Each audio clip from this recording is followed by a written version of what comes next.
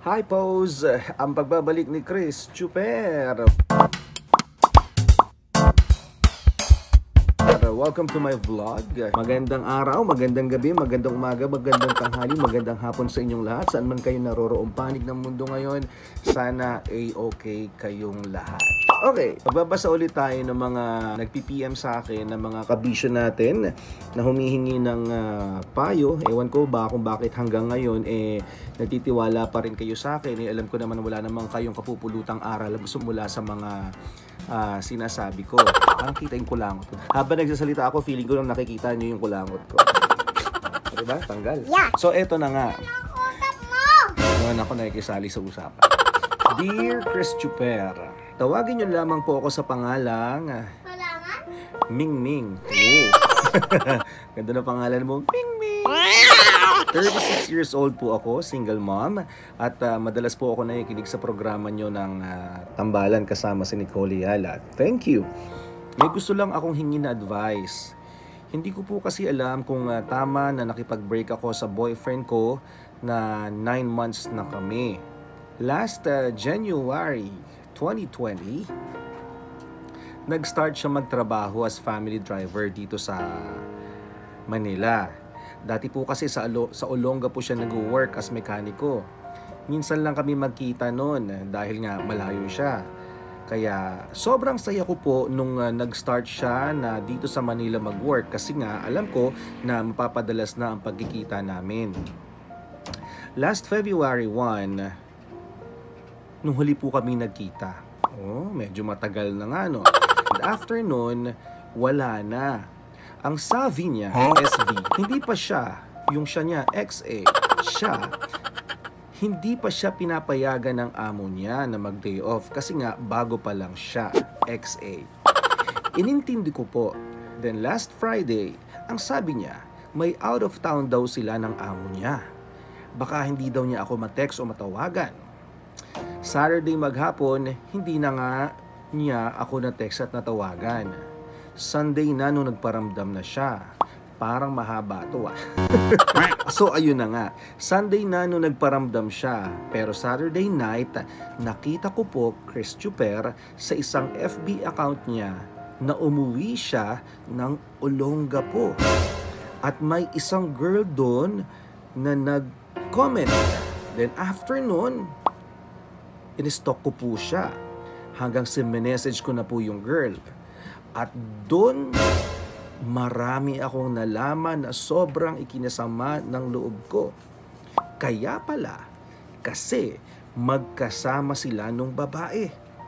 Anyway, naging sila nung January 2020 at ang mas masakit pa nito, mas bata po sa akin yung babae at family friend pa nila. Nako, matinding kompetensya ito, Ming Ming. Kasi ako sa 9 months po namin, sa video call ko lang na-meet yung family niya. At yun nga po, nagkausap kami ng girl. Ang haba, diba? Kaya mo yan. Nasaktan ako. Kaya nung time na yun, nakipag-break agad ako sa boyfriend ko. Wala siyang inamin, hindi raw totoo yun, pero halatang halata na nagsisinungaling siya. Gusto niya na magkita kami at mag-usap daw kami. Kaso, sabi ko, wag na lang, baka kasi magbago pa ang isip ko. Pero sobrang gulong-gulo po ako at nasasaktan. Hindi ko po alam kung tama po ba ang ginawa ko. Please, Chris Chuper, bigyan niyo po ako ng lakas ng loob para malagpasan ko po ang problema kong ito. Nagmamahal, Ming Ming. I like your name. Ming Ming. Okay. Simple lang yung magiging sagot ko dito, Ming Ming. Ilang beses mo sinabi dito na hiwalay na kayo. So, ano pang rason na para mamroblema ka sa pagkakataong ito? Ikaw mismo nag-decide ka na makipaghiwalay sa boyfriend mo, diba? There's no point crying over spilled milk. Kung natapon na yung gatas, hayaan mo na, wag mo nang simutin pa, diba? Alam mo, feeling ko kaya nagkakaganyan ka pa kasi nga may pagsiselos ka pa ng konti. Alam mo, huwag kang selos na selos dun sa babaeng yun. Maghihiwalay din sila. Nag-desisyon ka na, edi panindigan mo na lang. Diba? Good luck to you, Ming Ming. Kaya mo yan. Teka, napansin nyo ba pa? Lumilipad na lamok.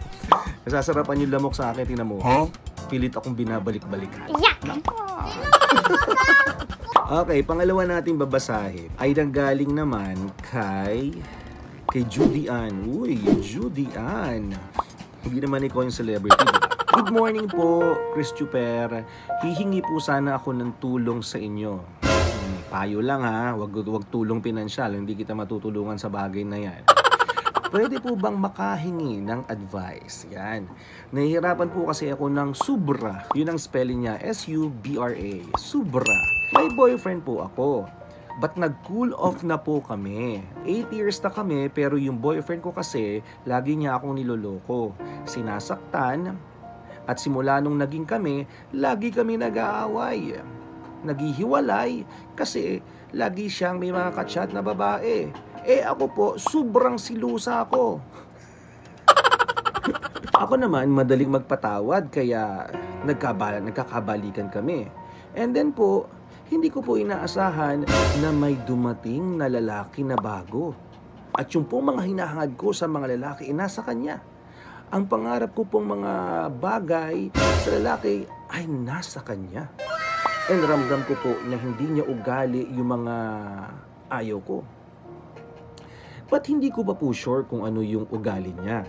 Hindi tulad ng BF ko na matagal ko nang kilala. Ang sabi ng boyfriend ko, magbabago na siya. At nagsisisi na siya sa mga ginawa niya sa akin. Hindi na daw niya ako sasaktan.